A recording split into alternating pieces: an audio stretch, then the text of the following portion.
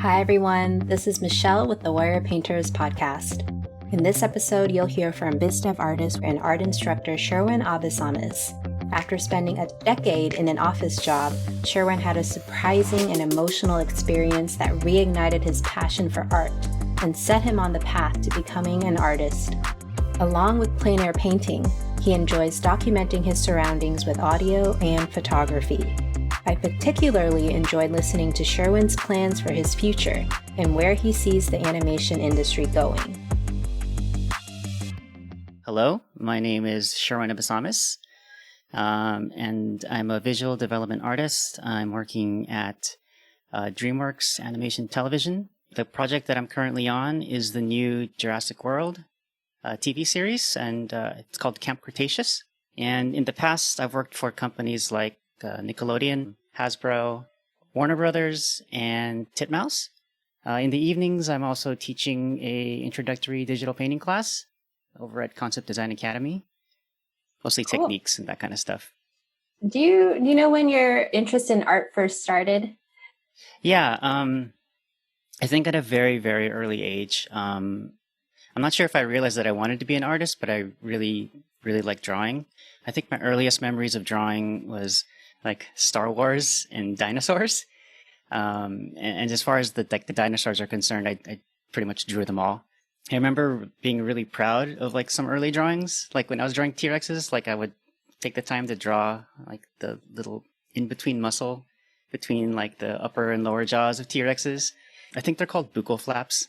For some reason that like me taking the time to draw those things out really stuck out as a memory. I guess it bleeds into like my personality now. Like I really take pride in putting in those intricacies into my work. Yeah, you're working on a show with dinosaurs. Yeah, it kind of just worked out. As far as like me figuring out like whether art would be good for a career or not, there were a couple of experiences in my youth that kind of had a major influence on me. The first one was, I think it was in the third grade. There was a sketch of a rooster that we had to do. And everyone was given the same picture. And at the time, I developed a really weird and bizarre way of drawing. At least I think it's kind of strange. How so? So whenever I would have to measure something, like say, for example, like a line would be 3 inches long, I would kind of sound out little hash marks in my head. Like it'd be like chick, chick, chick, kind of like that. I would kind of use that as like a auditory way to check my drawing. And so I would, that's for some reason, I'm not sure where I picked that up, but for some reason, that's how I learned to draw. And I remember when I finished the sketch of the rooster, kind of using that same method, I was the only person who kind of got a resemblance of the rooster. I actually still have it at home. But the teacher was so impressed by that she decided to submit it to the Los Angeles County Fair. And it won an award there, like a blue ribbon award. Oh, nice. Yeah. So I thought, oh, maybe, this means I have some talent and maybe, and people started to think of me as like, oh, you're the artist. Yeah, class artist. I never really thought that you could draw for a living until I started hanging out with one of my best friends. And him and his family lived up in Chino Hills, which is kind of a well-to-do neighborhood. But I remember going to his place and just being amazed at how well off he was. And I asked him like, hey, what does your dad do? And he's like, oh, he's an artist. He draws for a living. I was like, oh, cool. Can I like see his work?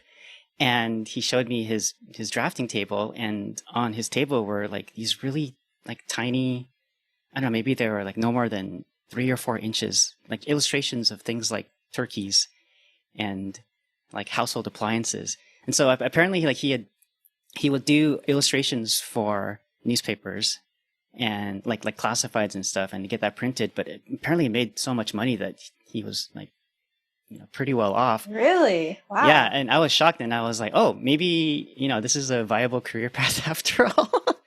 In high school, I was the class cartoonist for the newspaper. But to be honest, that experience was kind of traumatic because as the cartoonist, you're expected to be like funny and also have talent in drawing. And while I would say that I could kind of draw well, I wasn't particularly funny. That's a lot of pressure. Yeah, and like how high school kids are, they can be mean. Like they would make comments about like how unfunny my drawings were. Aw. So I mean, yeah, it kind of like those little like barbs from kids would kind of like push me away, from doing art. So I kind of had like a weird love-hate relationship with art by that time. Oh, that's unfortunate to have that environment then where it wasn't that encouraging. Oh yeah. Your art and stuff. So what did you end up doing?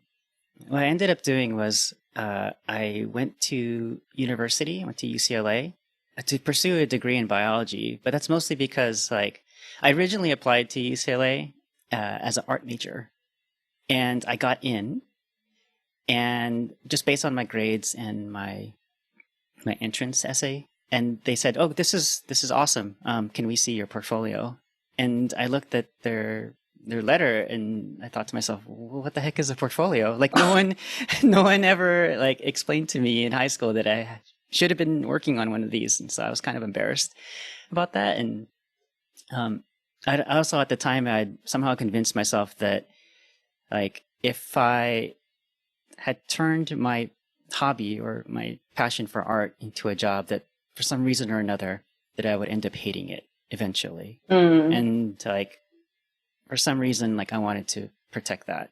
So I actually moved away from art for a number of years. After I graduated from university, like I kind of didn't know what to do. I finished with biology, and while I do like science and I do have an interest in it, I didn't really have a passion for it.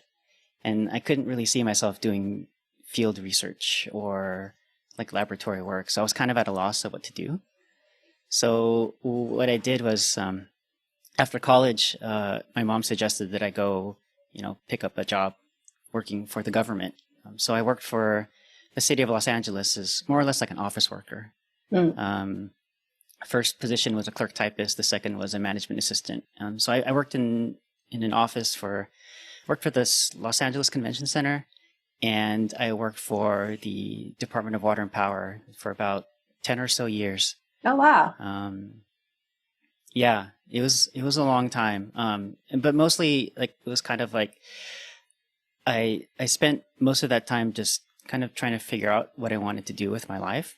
And I guess after some time, the itch to make art kind of started creeping back into my life after putting it away for so long. I think the biggest thing that happened was I took a trip to Europe, and like when you travel, you're exposed to different ideas and different ways of living, and it kind of opens your mind up to new concepts. And also, if you go to Europe, I mean, you know this, like there's art everywhere, and you can't help but be inspired by what you see there.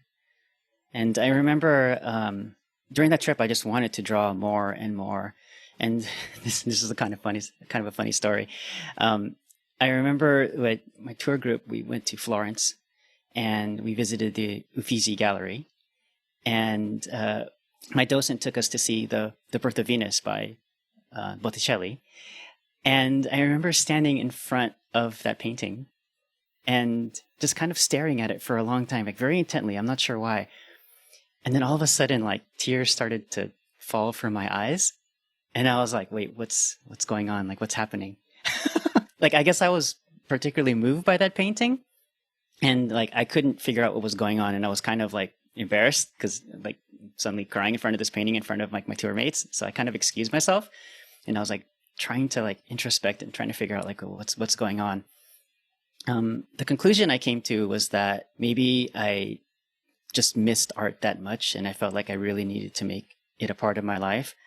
But it wasn't until years later that I found out that that's actually a strange psychological phenomenon. I think they call it Stendhal syndrome, where like when people are exposed to great beauty, like they sometimes have fainting spells or like physical reactions to it. And I think that's what happened to me. But the way I took it was, oh, I should start drawing again. So like immediately after that, we had some free time and I said, okay, I should start drawing again. I know this is going to be bad, but I just feel like the urge to. So I went to the local bookstore in Florence. I bought a pen, I bought a paper, and I just started sketching the statues and the people in the plaza. And it felt it felt awesome. For the rest of the trip, I just kept drawing and drawing. And the more I did it, the more I fell in love with it. And I told myself, like, I like this feeling, like I don't want to let it go. And so when I get back to America, like I'm going to start like enrolling in classes and, just trying to make art like a part of my life. I never really had any goals of being an artist, like a full-time artist. I just wanted to draw again. So, because I just felt it was really necessary. And I've always wanted to have art friends, who kind of just shared the same passion for art that I did. And, the more I drew, the more I was able to meet people who had that kind of passion. And then the more people sensed that enthusiasm for me, the more they encouraged me. And that slowly started to lead me down this path where, maybe I should consider making art a career. My fear of losing passion for art be damned. Like I just have to try it. I just have to do it. And, I eventually just went all in on it. Long story short, like I saved up tons of money from my day job, and then I quit and tried to apply to a bunch of studios in animation. It wasn't easy. Like I actually almost ran out of money, but luckily, like right at the point where I was just about to go broke, a couple of people reached out to me, and I got my first gigs in animation. And one job led to another, and the rest is history. Wow. Yeah. So when did you start getting into landscape painting? I think I mostly got serious about landscape painting when Jackson Z was teaching the gouache landscape painting class. Like I was introduced to it through a couple of workshops by Mike Hernandez at CDA, and I enjoyed it. But it wasn't until taking Jackson's class that I kind of fell in love with landscape and plein air painting. For his class, I think I did like the most homework I've ever done for a particular art class. Yeah. I mean, he asked us to do like as many paintings as we wanted, but I did 5 paintings every week. So by the end of the course, I was up to like 50 paintings. And I learned like so much from that experience. It was awesome. And then afterwards, like I wanted to keep painting because I just really liked being out in nature and, communing with it and just really enjoying like, the fresh air and the challenges of plein air painting. I think what really appeals to me about plein air painting is like, I have a penchant for recording, like not just with like traditional media, but also with photographs. And I like to carry around an analog recorder as well. Or not analog, but like a digital audio recorder and record sounds. I think I'm just really into recording things. Mm-hmm. And so plein air just kind of scratches that itch for me. So around this time, was this when you knew you wanted to get into animation? And if so, like what did you want to do background painting? Yeah. Actually, it's funny. Like when I first tried out for animation jobs, I think my portfolio was just like everybody else's. What I mean by that is like I would have the kitchen sink and more. Like I would try to do everything, like character designs and props and backgrounds and all kinds of stuff. And like I never really got any bites in terms of like landing jobs. And my first job in animation was given to me by one of the teachers at CDA. His name is Jay Oliva, and he was a storyboard teacher there. And I was the class monitor for his class for quite a bit. And one time I decided, instead of just kind of listening in on his class, as I'm like kind of making sure that everything's running well, maybe I'll do the homework this time. So I did the homework, and he was kind of impressed, and he was like, "Hey, you want a job?" And I was like, "Yes, please." So my first job was just doing storyboard cleanup on one of their DC titles. So basically, for those who aren't familiar, storyboard cleanup is kind of a role that doesn't really exist in animation right now. Most people know of like storyboard revisionists, which is actually like the next step above storyboard cleanup. A storyboard cleanup artist, they're only allowed to revise drawings. Basically, my job was to turn someone else's squiggles into Batman. While a revisionist can like change the camera angle, have a little bit more leeway to do that kind of stuff. So my first project was working on a direct-to-DVD short I think it was Assault on Arkham. And I spent about 6 weeks or so, like, doing storyboards and cleanup for them. And what I got out of the experience was, like, I don't want to do storyboards. I have immense respect for everyone who does storyboards because I think it's the hardest job to do in animation. I agree. Yeah. You have to know how to be able to do everything on time and, with the quality that is expected out of you. But I think I mostly realized that I just really like painting. And so what I ended up doing afterwards was, after that experience of doing storyboard cleanup, I went back to my portfolio and I threw out everything that wasn't related to background painting. And I just decided to just make a background painting only portfolio. And I think having that clarity of what you want started to, pay off in the end, because I started to get more offers for work. Yeah, and sometimes it takes just doing something you realize you don't like for you to realize what you do like. Yeah, I mean, I worked at a job for 11 years. Yeah, That's true. Yeah. So in your professional work, which is doing BG painting and stuff, have you found that like your plein air painting or traditional painting skills have helped? Yeah, actually they have, like, quite a bit. So I think, like, that's probably one of the reasons why I got one of the jobs I did. So I was a background painter for Transformers, Robots in Disguise, over at Hasbro. And at the time, one of their background painters had left the company. So my name was tossed around by one of the production folks there, Preston Doe. Yeah, Preston. And he passed my name on to the art director at the time, Christophe Vacher. And Christophe liked my work well enough to ask me to come in for an interview. And after a few weeks, he offered me the job. And I worked on that project for about 2 years. And after the project had ended, we kept in touch. And I asked him, hey, what was it about my portfolio that made you want to hire me? And he said, like, oh, when I looked at your work, I saw that you had, a pretty good understanding of color and light. And it looks like you had spent a lot of time working on your foundations, and it looks like you understand how light actually works because it looks like you've been outside and painted. And so he says, like, I saw that and I saw potential in you, and that's why I decided to hire you, because I felt like, I could develop this person to become an even better artist. Yeah, I would say plein air painting has helped a lot in my professional career, at least in that sense.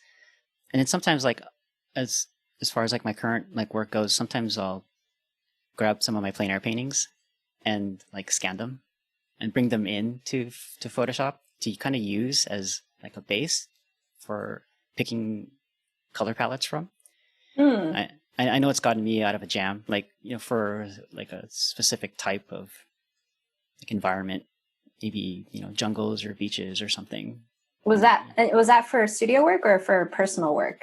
I would do it for studio work. Oh. I wouldn't like use my painting per se. I would just like color pick from the palettes, because I felt like, you can only get so much color out of a photograph, but sometimes like the colors you can get from plein air painting can be truer to life and to the experiences that you had when you were painting it.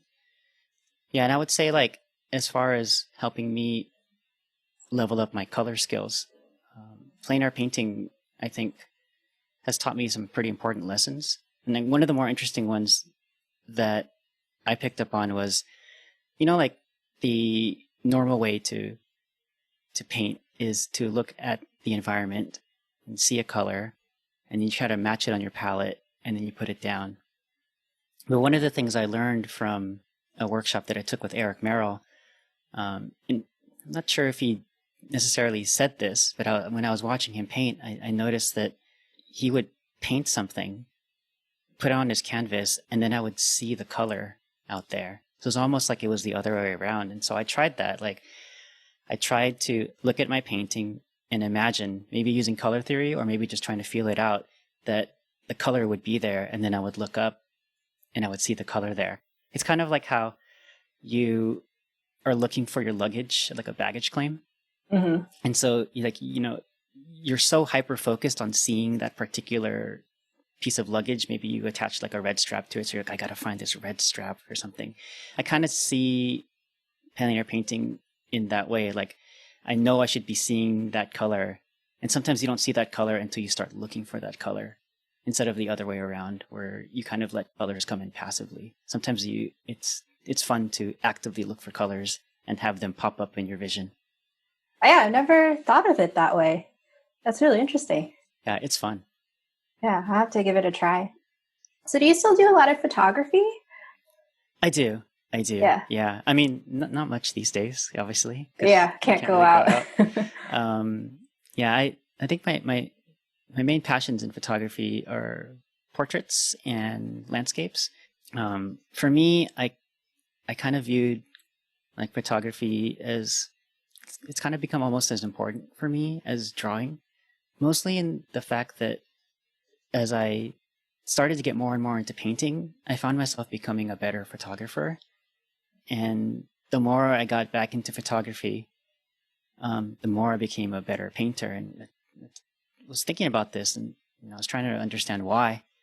And I came to the realization that, like, for me, photography and painting are kind of the same thing, in the sense that you're trying to make a picture with both media, but you're just kind of approaching it from different ends. So with painting, you start off with a blank canvas. You start off with nothing, and you're adding like paints onto it to make something.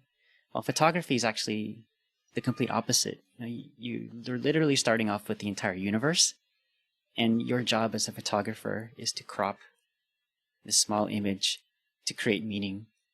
So in the end, whether you start from nothing or you start from everything, eventually, through either media, you have to make choices about the image that you want to make, and you'll end up creating something. Mm-hmm. You seem really into documenting, whether it's visuals through painting, camera, and also audio and stuff. Mm-hmm. Yeah. Have you ever thought of doing like films or recording video? Actually, yeah. I'm seriously thinking about that. I've been investing in some camera gear. I have plans to travel overseas pretty soon, and I haven't really shared this, but I was kind of toying with the idea of starting like a little YouTube channel to kind of share my experiences overseas. And so I think it just kind of lines up with all of my interests in recording my day-to-day life and, sharing it with people. Yeah. Well, now that you've put it out there, I'm going to have to hold you to it. Yeah. Speaking of traveling abroad, I remember you really wanted to move to Japan, right? And live and work there. Is that still the case? It is. Yeah. Yeah. Yeah. So after my current stint at DreamWorks ends, and if I get accepted into the language school of my choice, like I'm planning on leaving the United States for about a year or so to take a break from the industry and just study Japanese, so that I'm better able to work on projects there. Like about 3 years ago, I lived in Tokyo for a short while, to do some research on what I should do in case I want to work in the anime industry. And at the time, I visited many animation and background painting studios and made lots of friends there. And when I asked them, like, "Hey, what do I need to do to work over here?" They all gave me the same piece of advice, which is, "We think your skills are fine. Just you got to learn Japanese." So, and in order to get work done there, you have to communicate with each other. Yeah. So after I came back from that trip, I decided to spend some time learning Japanese here, but I think I probably will need to spend more time over there just to get my speaking ability up to par. As to the reason of maybe why I want to work in Japan, I think partly is because I wanted to scratch an itch that I've had since childhood. I grew up watching anime. I think my first love of cartoons were all Japanese cartoons, like Macross, but at the time we knew it as Robotech. I remember in my teenage years, I would get super obsessed with watching anime, like Akira and Fist of the North Star and kinds of 80s types anime. It's had a colossal influence on me, and for me, it'd be a kind of a dream to work on a title over there someday. But I think I started to realize that I'm kind of been lucky enough to be put into a position where I can interface and network with artists on both sides. And so sometimes I wonder that deep down inside, the real reason I'm trying to get over there is maybe I can be a conduit, through which ideas and opportunities can flow back and forth from east to west and end up benefiting like both industries, as a result. Me personally, I think that the future of animation is global, and I want to somehow, in my small way, like help to create, that new world of animation. And yeah, you already did. What was the name of the artist that I think you brought him over, or you connected him to CDA?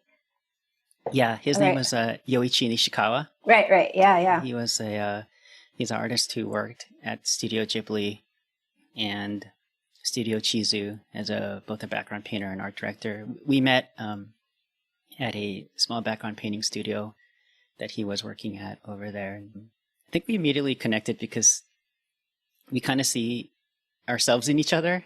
Like he wants to come over to America and work on American projects, and I want to go over there and work on Japanese projects. And I was kind of actually inspired by him because he came over to America to spend some time learning English, and so I thought, oh, maybe I should do the same. Yeah. So. Like you're living parallel lives. Yeah. just opposite. Exactly. Yeah. So I know you've been with the Wire Painters for quite a while. Do you remember how you joined? I don't remember exactly. Because I know that Angela has been inviting me to like painting sessions before it was known as the Wire Painters. So my memories at the time was a little fuzzy. I think it was probably as early as 2013. And I was thinking about this the other day, and so I went back into my Facebook events and tried to look up when like maybe the first session was, and I think it was at Eden Canyon. At least as far as the official Warrior Painters is concerned. But I know Angela had set up like previous like sessions before. Okay, so yeah, your connection was through Angela. Mm-hmm. So what's been your experience with the group, and what do you like about it? It's been awesome. Yeah. Like I admit I haven't been able to go out as much. Not just because of the coronavirus, but I've just sometimes been straddled with too much work. But I really like the positive atmosphere that the group has. And like from me, like I like being by myself a lot because I feel that art in and of itself, it's a solitary lifestyle, and to get good at it, it requires that you spend a lot of time alone.